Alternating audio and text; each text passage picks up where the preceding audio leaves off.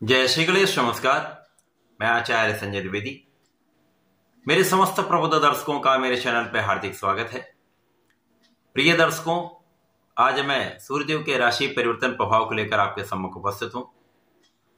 नवग्रहों में राजा सूर्यदेव 15 दिसंबर की देर रात्रि अपनी राशि का परिवर्तन करेंगे तथा वर्तमान वृश्चिक राशि को छोड़कर देवगुरु बृहस्पति की मूल त्रिकोण राशि धनु राशि में प्रवेश करेंगे। क्योंकि ये एक सकारात्मक परिवर्तन है, मित्र की राशि में सूर्यदेव जब गोचर करना प्रारंभ करेंगे तो समस्त राशि के लिए जातकों को कुछ विशेष लाभ देने वाले। यद्यपि वर्तमान समय भी इनका गोचर मित्र की राशि में चल रहा है, परंतु यहां पर ये राहु के दृष्टि के प्रभाव में है, जिसके कारण यहां पर ये ग्रहण दोष में है। सूर्यदेव अपना संपूर्ण प्रभाव, अपने संपूर्ण बल के साथ अपना संपूर्ण परिणाम प्रदान नहीं कर पा रहे। कहीं न कहीं कोई अवरोध, समस्याएं यहां पर आ रही, परंतु अब ये राहु के संपूर्ण प्रभाव से मुक्त होकर समस्त राशि के जातकों के लिए कुछ विशेष योग बनाने जा रहे हैं, कुछ अच्छे लाभ दे सकते हैं। आज मैं धनु राशि के लिए सूर्यदेव के इस राशि परिवर्तन का किस प्रकार का प्रभाव प्राप्त होगा, किन किन भावों में वृद्धि होगी, इस समय में आप कितना लाभ ले पाएंगे, यदि कहीं पर कोई समस्या है तो उसका क्या निराकरण है, जो अवरोध आ रहे हैं तो उनको आप कैसे दूर कर सकते हैं, संपूर्ण विश्लेषण मैं पूर्ण तरीके के साथ करने जा रहा हूं। प्रिय दर्शकों, इस राशि फल को आप अपने लग्न तथा राशि दोनों के अनुसार देख सकते हैं। धनु राशि गुरुदेव बृहस्पति की राशि है, जहां पर गुरुदेव बृहस्पति का धनु राशि के लिए षष्ठम भाव में गोचर चल रहा है। यद्यपि षष्ठम भाव में गुरुदेव बृहस्पति है, निर्बल भाव है, रोग ऋण शत्रु का भाव है, परंतु गुरुदेव के साथ ऐसी स्थिति बनती है जब ये किसी भाव में होते हैं जहां पर ये अकेले हैं, उस भाव का नाश करते हैं।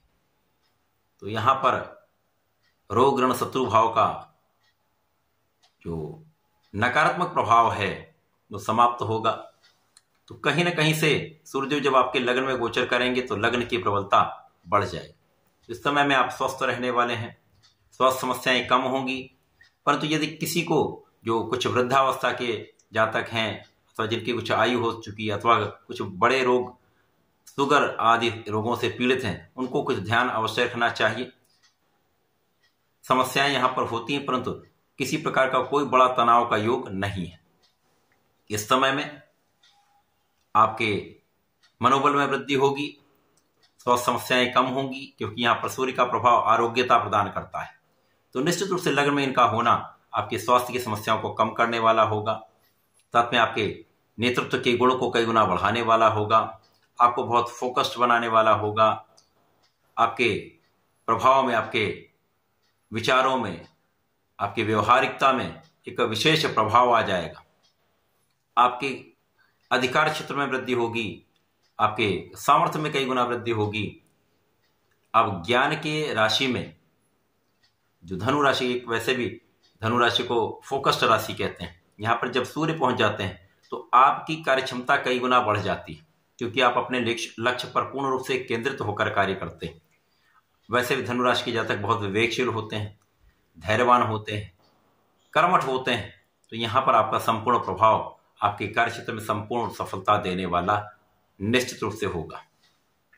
इस समय में जो जातक नौकरी के लिए प्रयासरत हैं, यहां पर उनके प्रयासों को एक गति मिल सकती है, उनका प्रयास सार्थक हो सकता है, प्रयासों में सफलता निश्चित रूप से मिलेगी। जो लोग नई नौकरी के लिए प्रयास कर रहे हैं, नए अवसरों को चाह रहे हैं, उनके लिए अवसरों का यहां पर प्राप्ति का पूर्ण समय आ चुका है। समस्याएं कम होंगी, आप अपने ऋण से मुक्त होंगे, शत्रुओं पर विजय प्राप्त होगी तथा इस समय आपकी कानूनी समस्या में आपका पक्ष बलवान रहेगा, तो आप उनमें विजयी होने वाले। जो लोग विदेश में रहकर कार्य कर रहे हैं, विदेश में रहकर व्यापार कर रहे हैं, विदेश से संबंधित होकर किसी प्रोफेशन में है अथवा किसी कार्य में है, तो यहां पर आपको लाभ अवश्य प्राप्त होगा। आपके धन में वृद्धि निश्चित रूप से होगी।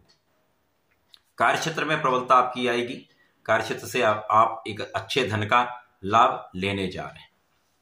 अब क्योंकि सूर्यदेव धनु राशि के लिए मित्रवत भी हैं तथा भाग्य के स्वामी हैं, तो यहां पर ज्योतिषीय नियमानुसार भाग्य का संबंध जब लग्न से बन जाता है तो ये समय आपको महाभाग्यवान बनाने वाला होता है।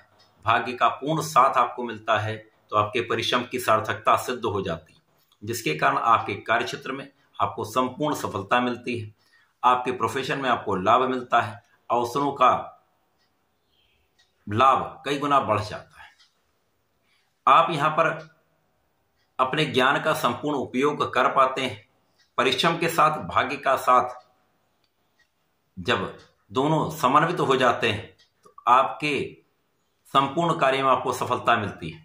इस समय शासन प्रशासन से आपको संपूर्ण लाभ मिलेगा।